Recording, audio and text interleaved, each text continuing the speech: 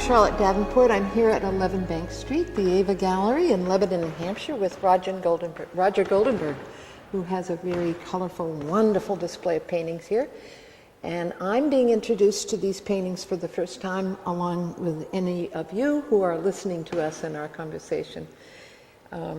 So I think I'm going to step back out of the way of this incredible large painting. And perhaps, Roger, you might want to tell us when you began working in this manner, and we'll work back from there. Well, all right.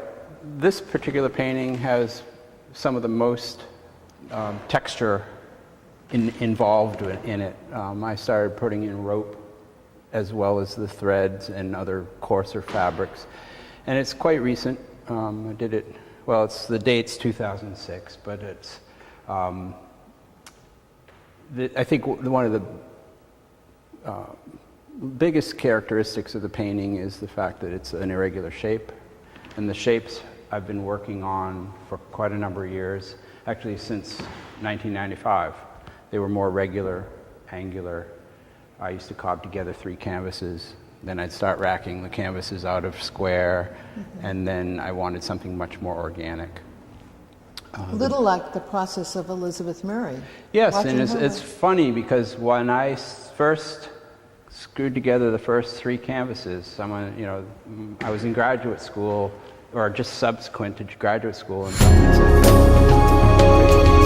I was unfamiliar with what I did give her at the Fine Arts Museum in Raleigh, North Carolina. Didn't inspire me, and I didn't see how it related to what I was doing. It was a round, almost boulder-like piece of work.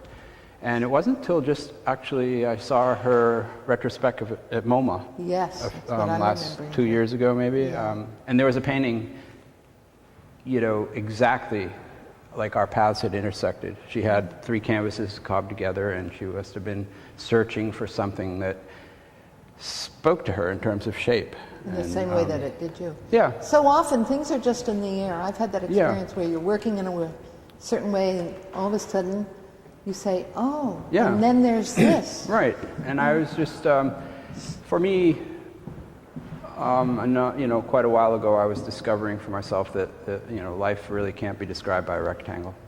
It's too irregular. There are too many surprises.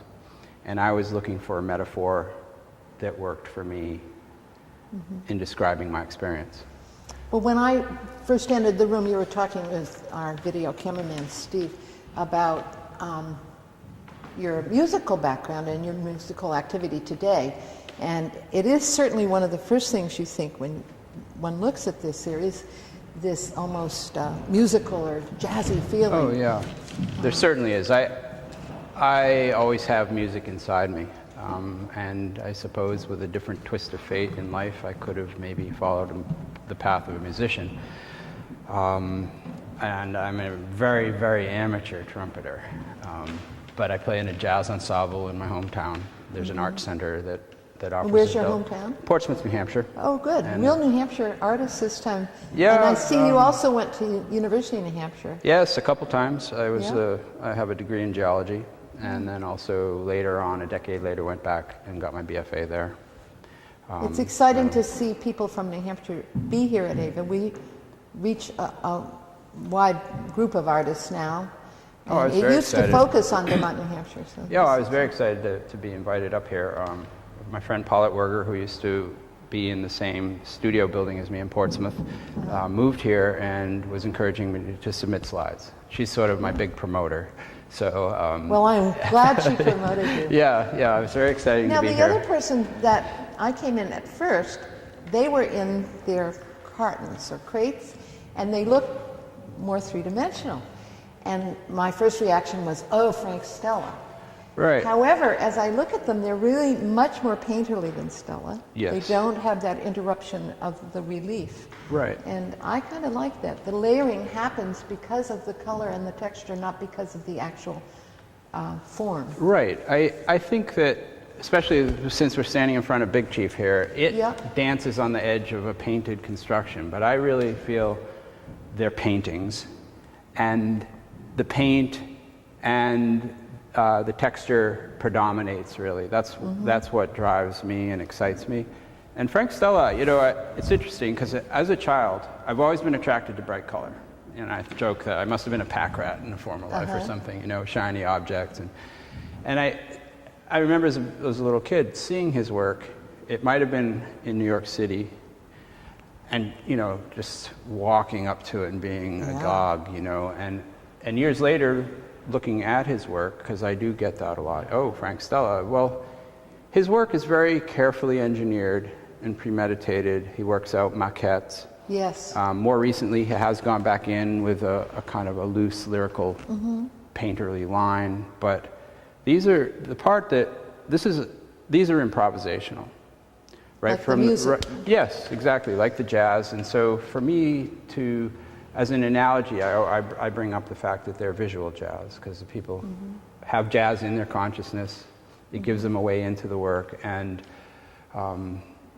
it very much is the same process, call and response, a lot of listening.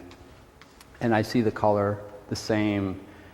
The colors, the shapes, the same as musical instruments and notes, chords. Wow. It's very, very, very parallel. Let's move on to another section of these, the gallery. Well, this whole gallery is just vibrating with the work, all different scales. The arrangement itself is absolutely marvelous, and not an easy job, I'm absolutely sure. No, it was exhausting. I was here from Tuesday, delivering work, then uncovering it so it could enter other people's consciousness, Benta's and Adam's. And then I went home and came back with works on paper and my car. I had to return the borrowed truck. And then I stayed through Saturday because I also have a sculpture outdoors that I installed, a partial piece of a sculpture. Good. Maybe we can peek at that. Yeah, that'd be great. Good. And also the prayer flags that are suspended in the lobby. We'll show those. That would be exciting. So yeah, it was a long process, and I actually received a lot of good advice. A lot of people with great eyes around here. Benta and Adam helped. Michaela D'Angelo. Adam Blue and Benta West. Yeah. Very important part of AVA. These things don't just arrive and succeed on their own. It's they a very need thoughtful a lot of process. Thought. Yeah. Oh yeah.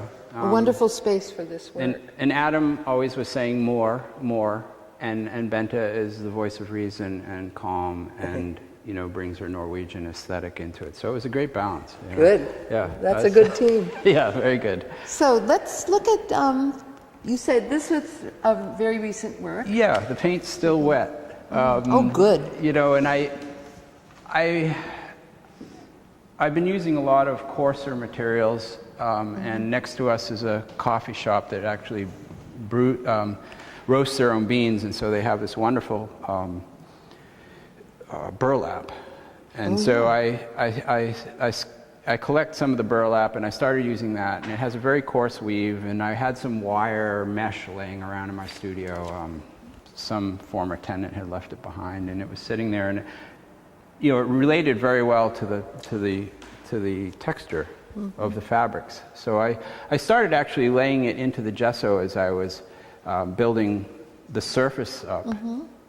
When it was just in its plain white form. And what is the actual back form? What is that material? It's canvas, and it's applied to quarter-inch plywood, and there's canvas also on the back to give it strength. Yes, I use epoxy and create a sandwich with canvas front and back. Initially, I start with just a free-form drawing, a big roll of canvas on the floor, and I start drawing, cut that out, epoxy it to the plywood, and then trim it. And the whole process is like painting, because these forms, instead of being contained within a rectangle, this is your canvas right now, this wall. It is. Yeah, the idea of the shadow play extends right onto the wall, and that's where the wire mesh sort of steps into the conversation, because it creates shadows. It also appears as though it's a shadow, and then it offers its own textural element. And at certain elements, it's almost like bleeding into the space that it's hung in. I can't see the name here. Oh, this is Mr. Funky Beat Leap Struts. I have to say, the names of these are so wonderful. Things like the Big Hands on 10, Bout Bright Moment. That's one of the best names, though. Yeah, yeah. Do you come up with these after or as you're working? Well, sometimes while I'm working, I'll start thinking of it, but it's usually towards the end of the process. And then sometimes I just have to sit down for a number of hours and look at them and play with. I like wordplay. Yeah. Some of them become characters for me, like Big Chief. Really?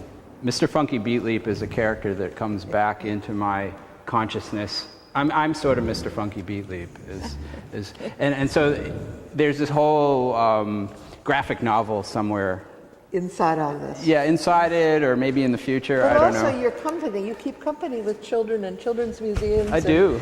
And so it's all of these elements are playing into this pretty joyful-looking show. Yeah, I mean, I think as I've matured, I've become more playful, and I think that goes hand in hand with, I think, really becoming immersed in making art, and at least in the kind of art that I make. It's just total 100% freedom to do whatever I want. Oh, that's wonderful. Let's go on and look at this large wall here. Yeah, this was, I have to say, this is where Adam said, I came with so many paintings and so many works, and I only went home with 2 or 3, and I thought of this whole process when I arrived as a studio visit in reverse. Oh. Because neither Benton nor Adam had been to the studio nor seen my work firsthand. So I thought, all right, I'll just bring it all up. We'll look at it, and we'll start editing. And Adam immediately said, more. I don't, let's hang it all. And then Bento was, well, let's think about it. And then, so this is sort of Adam's inspiration, really, and encouragement to just blitz the wall. Particularly this wall. Yeah, this really does act as a composition itself. It does, and that was the intention. A friend, Michaela, stopped by and helped me, choose this one or that one, and I sort of wanted it to appear organized but random. And that's sort of another aspect of my work. I'm always pushing chaos and then just stepping it back a hair into order. There's, which is, I think, partly nature-inspired. Nature has that quality to it. And so it was supposed to act as one big mural, so to speak. And what seems different to me than the earlier work we were just looking at is there's more space. It's expanded, it's opening. So rather than the painted white, which we had in those earlier pieces, it's the emptiness that acts as a form. Yeah. That's really interesting. Lately I've backed away a little bit from the number of cutouts because the laciness really, I found it starting to impede the painterliness. And so that's I created a bit of tension there between feeling like I could move my brush anywhere I wanted to on the surface and then having that limit. And so I haven't reached a resolve yet where I think it challenges me more in some regards to have the limits, but I don't. I bristle it's against new to you. them. You're not so, comfortable with it yet. Well, it's a very interesting aspect of this wall of work. Do you want to talk a bit about your relationship? I saw here that I know you have a piece at the Monchars. Yeah. And at other places where people come with families and kids and... Yeah, I don't see my work in particular as being for children or about children. But children, I believe, up to a certain age, have feel the most free and with their creative side and in touch with it and most imaginative. So there is this natural camaraderie that I have with kids, and I'm trying to bring adults into the fold. But, well, I mean, I think of Kandinsky too, but children love Kandinsky, and we can't say that his work was for children, really. No. But I've gone with children to see Kandinsky exhibits, and they are often much more excited about that work. It really, they're still kind of vibrating at a certain level, I guess. I think maybe so. That's it. I think so. So a number of years ago, a local philanthropist in the Seacoast, Tom Haas, was listening to his child tell him stories about a painting of mine that he had in his bedroom. And the Haas's thought, well, other children should have the opportunity. So they donated a painting to the Portsmouth Children's Museum, which I think now is the Dover Children's Museum. And that began a relationship with Tom. We've become friends since, and also led to a 5-year project where he was donating paintings of mine to children's museums. And I was pretty much in charge of the project. I would seek them out, find matches, find work that was appropriate for them with some of their requirements. And the Montshire, as a matter of fact, I think my sister was living in Vermont at the time and mentioned the Montshire and was very impressed with it. So I looked them up, and they actually gave the most consideration to exactly what they want. They found specific sites and situations for 2 paintings. They didn't want a large painting, they wanted 2 small ones. One painting is called Osteosaurus Fossil Debris, which is part of their fossil exhibit now. Oh, interesting, yeah. And then I haven't seen them. I'm going to go now. Yeah, I really want to see them. Yeah, I was just so impressed with their thoughtfulness and the procedure involved. It was very considered. And the other is called Boing, and it's near their little perpetual motion exhibit.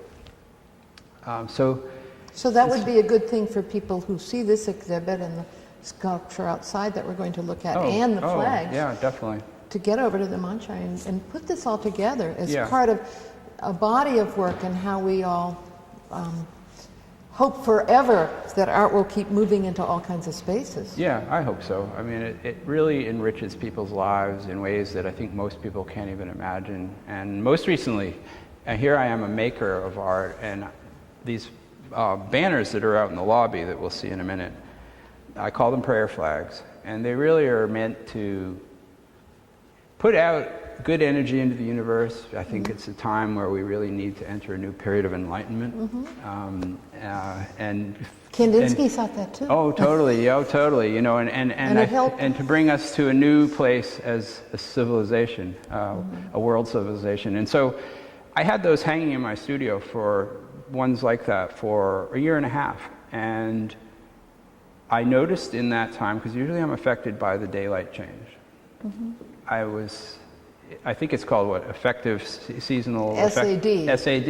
Yeah. Well, that for this last year and a half, I haven't been affected, and it's really because those banners, those prayer flags, moving just lifted my spirit. light. Yeah, and they were moving and so colorful and lively and uplifting. And well, on our way to look that. at those, let's look at these works on paper. All right. Yeah. And we'll move on to the banners. Well, one of the many good fortunes I've had is to be able to purchase a press for my studio. I have a printing press, and these pieces, the large sheets on the right and left, push the limit of my press. They're about the size of the printable area, and I broke one of my unwritten rules. I actually worked these on a rectangular sheet of metal as opposed to the other monotypes, which are actually cutout shapes. So I actually create an assemblage of cutout shapes that I paint. And I'll point out, those seem to be under glass. Those are. So the best way for people to see those is to come to AVA Gallery and look at those. Right. Get right up close to them. Yeah, go look right at. They're beautiful, but we would get reflections. So people need to come to look at those. My work's meant to be looked at right up. Get your nose right to it, and then from across the room, I work at all distances so that it, carries at any distance. And these, I've often found, I discovered that when I was in graduate school working in lithography, that the simpler means really always inform the more complex means. That's why artists will oftentimes go back to charcoal and paper. Yeah. There's less to think about, and I found that this was a good opportunity to explore shape and movement and color in a very simple, quick format. Monotypes, which these are a very fluid, dynamic, quick process. I might spend a couple hours creating an image, and then it's a pass through the press. These others are very labor-intensive and require the craft to be as clear and as wonderful as the actual concept. Right. And they are. They have to be built. But I like that balance back and forth. Well, let's take a look at the banners. Sure. When I first came into this hallway, which I've come into many, many times, I felt this was a very important part of the gallery all of a sudden. And it is. And I also thought that these were fabric, because we're so used to prayer flags being on fabric. And then I realized, no, they're painted on pretty heavy paper. Yeah, you want to describe your process? 152-pound Arches watercolor paper. It comes in a 30-foot roll, and it's 52 inches wide. So these are 52 inches by approximately 2 feet. And originally they started, I was at the Vermont Studio Center on a retreat for a month, and I was just coloring paper to make construction paper so that I could tear it up and make things. And I loved the color so much and how it livened up my studio there that I spread them out on the walls, and then slowly started painting into them, drawing with paint.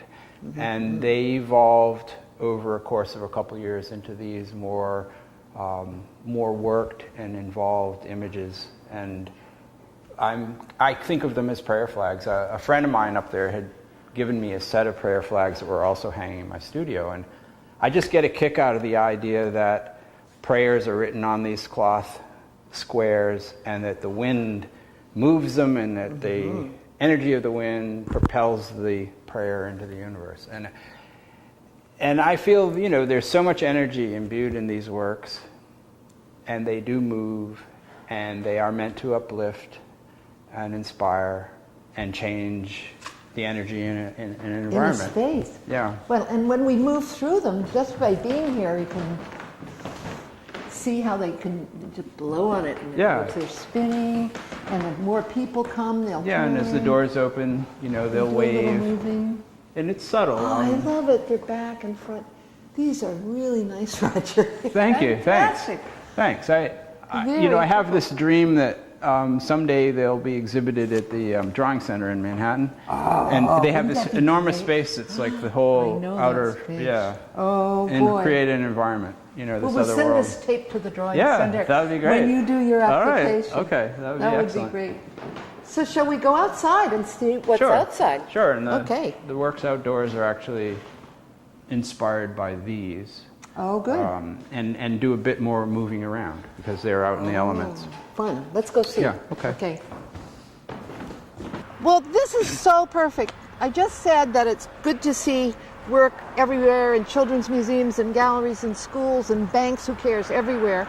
And so this one gallery space has had work in the main gallery, which is a very special honor, really, to have that show. I'm so honored, and it's Clifford's. It's named after Clifford West, which is Benta's husband, and special to many people from this community. Yeah, and then to leave that very honored space and come into the passageway through the building was very exciting and very inviting. And sometimes that place is closed. Until today, until 11. Okay. So your banners were there. And then for people driving by or just taking a walk or coming here to look at this garden out here, this is here. And these will be here for how long? Through the show, till November 15th. So until And they really November were designed 15th. to be a welcome to the center. There are actually 9 total, but there was only room for the 4 here. Now, are they acrylic, so they're fine? These are here? acrylic, yeah. So they'll be fine no matter, even if we get snow, right? The original version was watercolor paper. Yeah. And slowly I replaced them with Tyvek. Yeah. And we had such a wet summer that the watercolor paper slowly started to deteriorate, which prayer flags do. Yeah. But I'm still working on the idea of preserving the watercolor paper because I just have this love for paper. Yeah. So maybe you'll figure that out. I'm working on it. So the whole project has been kind of a sketch, kind of an experiment in materials, new materials for me.